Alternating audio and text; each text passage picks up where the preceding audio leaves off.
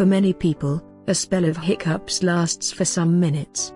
However, not so for Lisa Graves, 27, who for the last 8 years has suffered from the frustrating condition. The issue first started when Lisa became pregnant in January 2008, and ever since, she has continued to hiccup up to 100 times daily. Upon first visiting her medic, Lisa was informed it probably due to her pregnancy, so she assumed little more of it. However, after giving birth to daughter Emily and continuing to have a second daughter in May 2012 named Sophia, Lisa's hiccups have shown no indication of stopping. She has attempted a plethora myriad of medications, from getting people to frighten her to drinking water inverted, all in vain. Currently, Lisa has visited many doctors who have performed multiple tests, however, have not been able to find a cause or treatment for her rare condition. Usually, she is affected with one extremely loud hiccup at least once 60 minutes,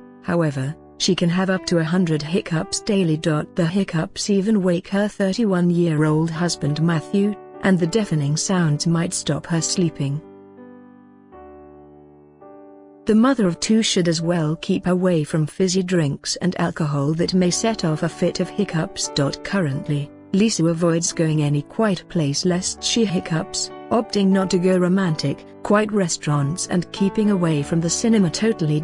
She has continued to visit medics, which include a specialist neurologist, in a bid to locate a hiccup cure. However, doctors remain puzzled. In February, Lisa had chest x-rays and in July this year had an MRI scan, both of which showed nothing wrong with her. She as well went through a gastroscopy, an operation where medics use a fiber optic camera to check the inside of the stomach and gullet. However, this as well showed nothing was strange. Initially, Lisa confesses she postponed having tests, fearing her hiccups may be because of a brain tumor, and so was thankful when tests found nothing threatening. But without anybody in a position to shed some light on the reason behind her uncommon problem, she fears she is going to be hiccuping for the rest of her life.